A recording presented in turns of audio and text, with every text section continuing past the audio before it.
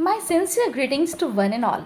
Today, we'll study first chapter of class 11th from the book Hornbill, and the name of the chapter is The Portrait of a Lady, written by very famous Indian writer writing in English, Khushwant Singh.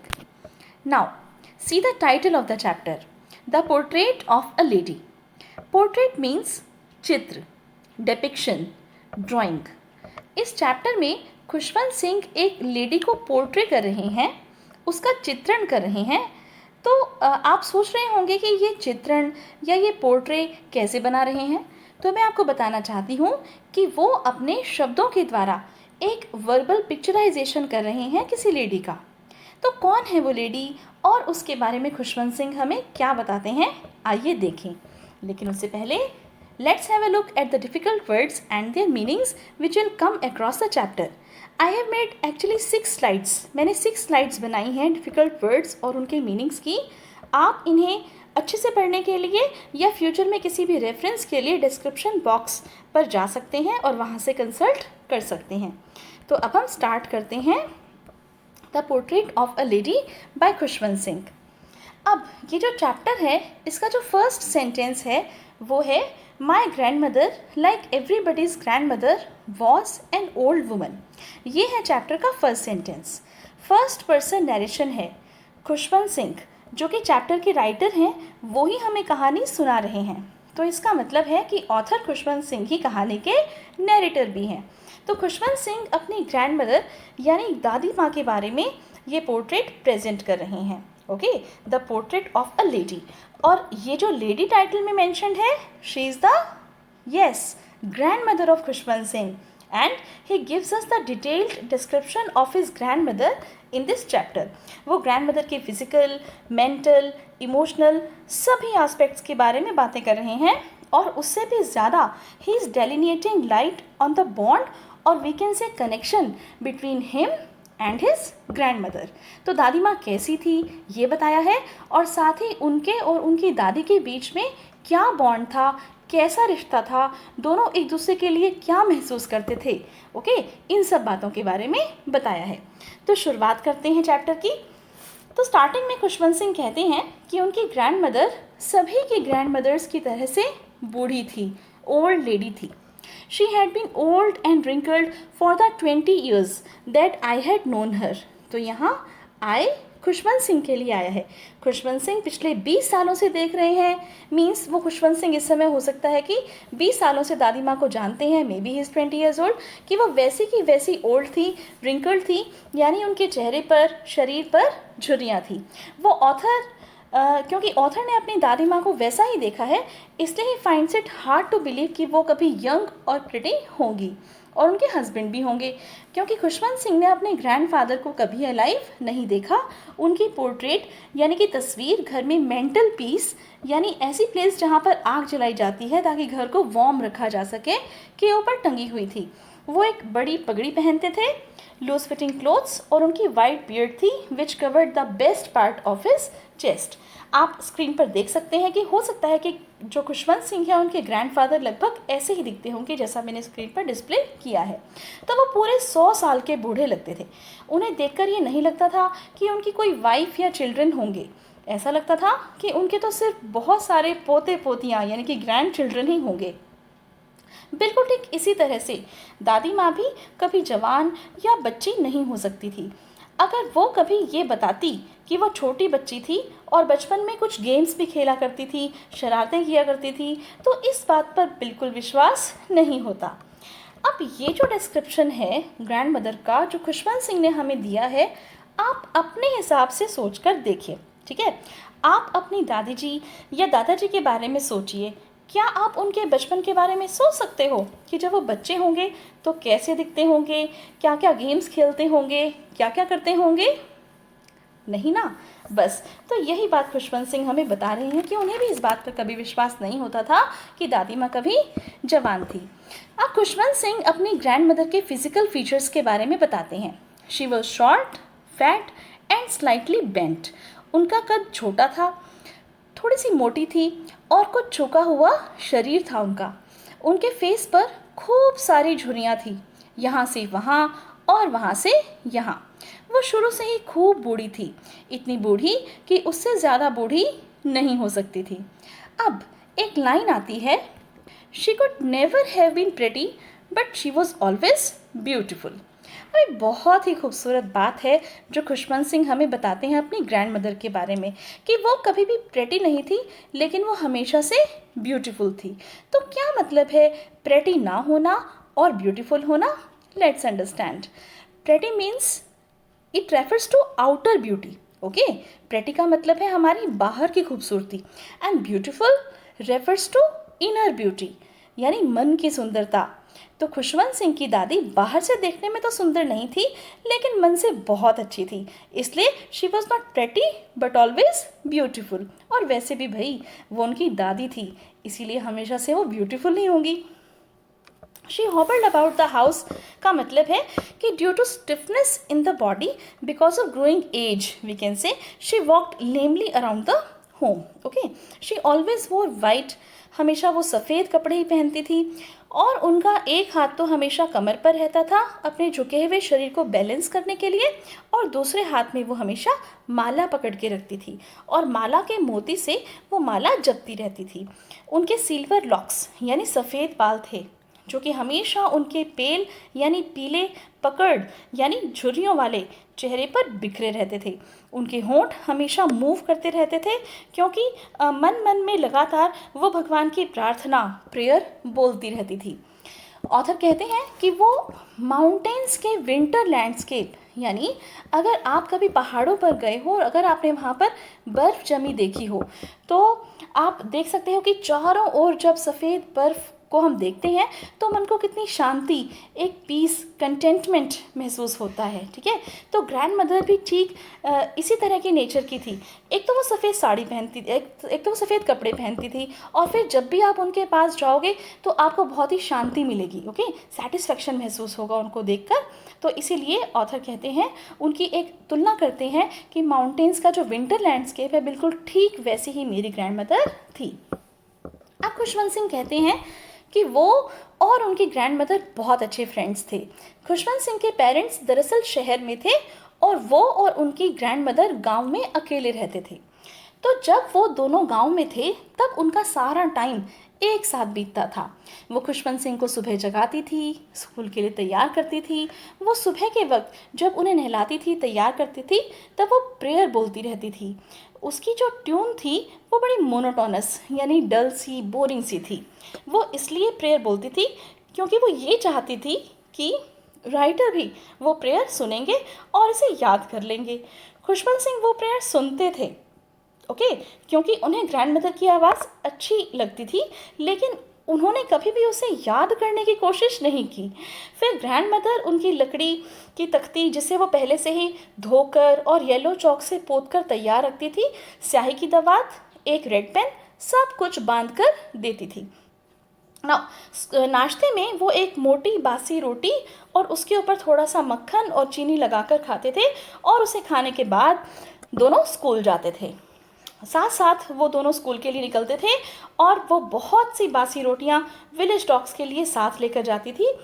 अब हम ये समझ सकते हैं कि पहले के time में जैसे गांवों में अलग से स्कूल्स नहीं होते थे, ओके, और मंदिर में जो पुजारी जी होते थे वो ही बच्चों को पढ़ाते थे। तो जब राइटर मंदिर के बरामदे में पुजारी जी से अल्फ़ाबेट्स या प्रेयर्स सीखते थे, तब दादी माँ मंदिर के अंदर बैठकर स्क्रिप्चर्स यानी धार्मिक पुस्तकें पढ़ती रहती थी। जब दोनों का काम हो जाता तो वो साथ साथ घर वापस आते, और इस समय विलेज डॉग्स उन्हें टेम्पल के गेट के पास मिलते। वो उनका घर तक पीछा करते, growling and fighting with each other for the chapatis which they threw to them. और वो आपस में एक दूसरे पर घुरा रहे होते, लड़ रहे होते उन रोटियों के लिए जो वो उन्हें डालते थे। अब यहाँ तक की स्टोरी थी कि खुशवंत सिंह और उनकी ग्रैंड मदर गाँव में किस तरह से साथ रहते थे, सारा टाइम साथ स्पेंड करते थे, राइट। अब इसके बाद क्या हुआ देखिए, जब ऑथर के पेरेंट्स शहर में सेटल्ड हो गए तब उन्होंने खुशवंत सिंह और उनकी दादी जी को भी वहीं बुला लिया। अब खुशवंत सिंह कहते हैं कि ये मेरे और दादी जी की फ्रेंडशिप में एक टर्निंग पॉइंट था। यानी गांव में तो दोनों साथ साथ पूरा टाइम रहते थे, लेकिन शहर में आकर कुछ चेंजेस आ गए, जिससे कि उनकी जो फ्रेंडशिप थी वो थोड़ी सी कमज़ोर हो गई, राइट। तो आइए देखते हैं कि वो क्या चेंजेस थे। ऑथर कहते हैं कि हालांकि दोनों एक ही कमरे में साथ रहते थे, लेकिन अब ग्रैंड मदर उनके साथ स्कूल नहीं जा पाती थी। वो एक इंग्लिश मीडियम स्कूल में पढ़ते थे और एक मोटर बस यानी कि स्कूल बस में बैठकर स्कूल जाते थे। गलियों में विलेज डॉग्स भी नहीं थे, इसलिए ग्रैंड मदर घर के बरामदे में स्पैरोज़ को खिलाने लगी। जैसे जैसे साल पर साल बीतते चले गए, दोनों का एक दूसरे का जो साथ था वो कम होता चला गया। कुछ समय तो ग्रैंड मदर उन्हें सुबह जगाती थी, स्कूल के लिए तैयार करती थी, उसके स्कूल से वापस आने पर पूछती थी कि टीचर ने आज क्या पढ़ाया। वो उन्हें English words, western science, gravity के लॉ, आर्किमिडीज प्रिंसिपल और अपने आसपास के वर्ल्ड के बारे में सब बताते थे, जैसा कि उन्हें स्कूल में पढ़ाया जाता था।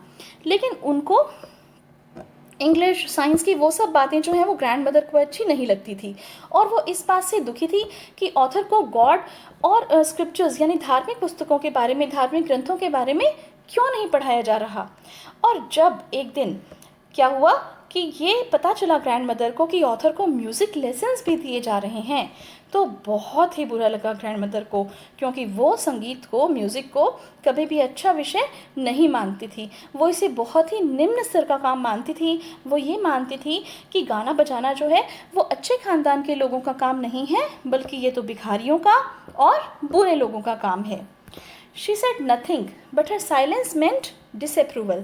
She rarely talked to me after that. यानी दादी माँ ने कुछ नहीं कहा, लेकिन उनके साइलेंस का मतलब था कि उनकी नापसंदी, वो नाखुश थी। She was not happy, okay? और उसके बाद उनका मेरे से बातचीत करना बहुत कम हो गया। दादी माँ उनसे बहुत कम बातें करती थी। जब ऑथर यूनिवर्सिटी में चला गया तो उन्हें अलग से रूम मिल गया। अब तो जो थोड़ा बहुत कम्युनिकेशन दोनों के बीच में था वो भी ख़त्म हो गया।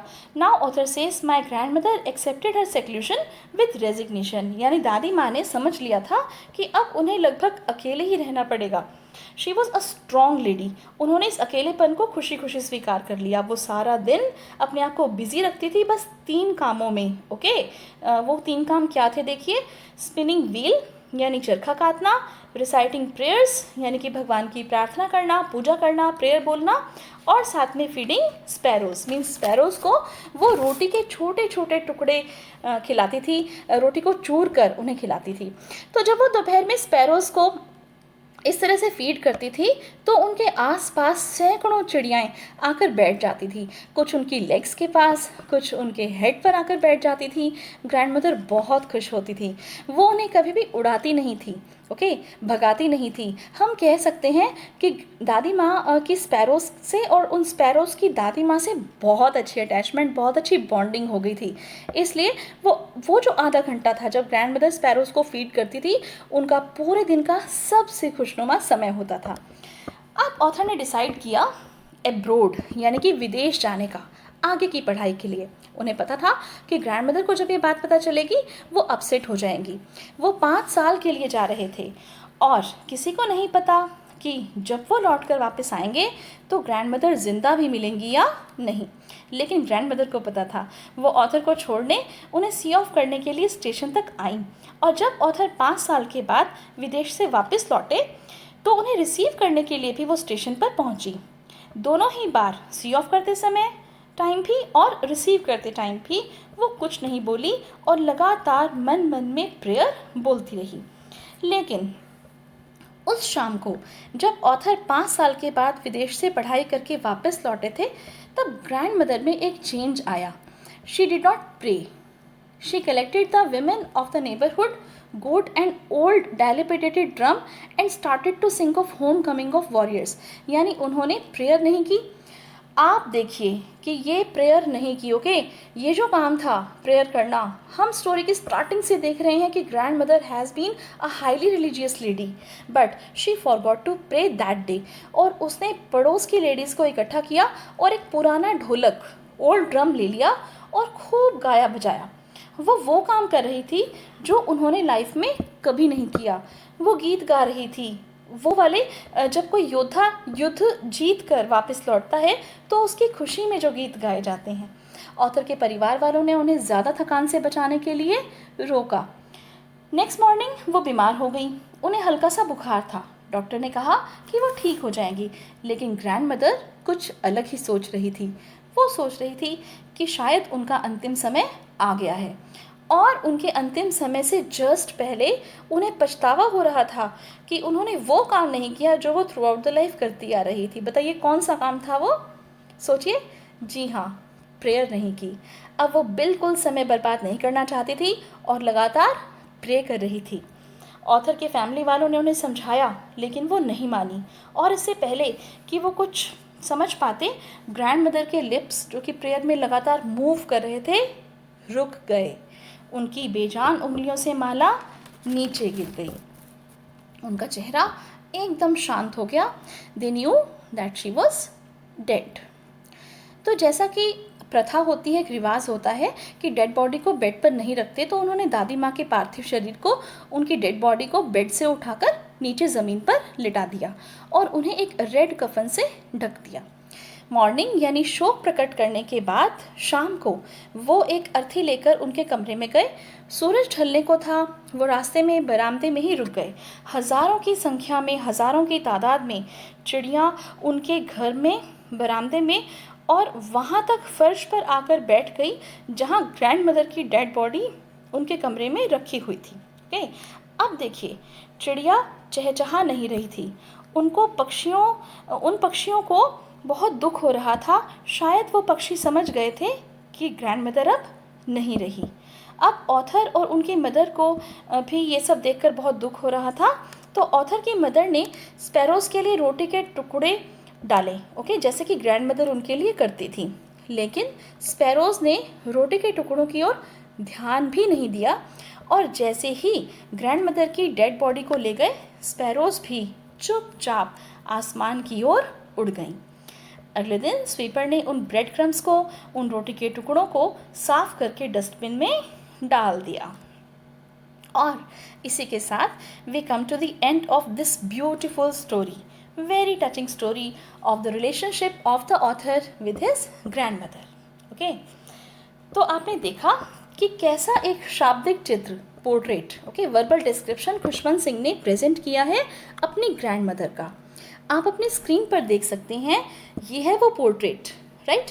These are the various qualities of the grandmother which Khushwant Singh has tried to portray in this chapter, the portrait of a lady.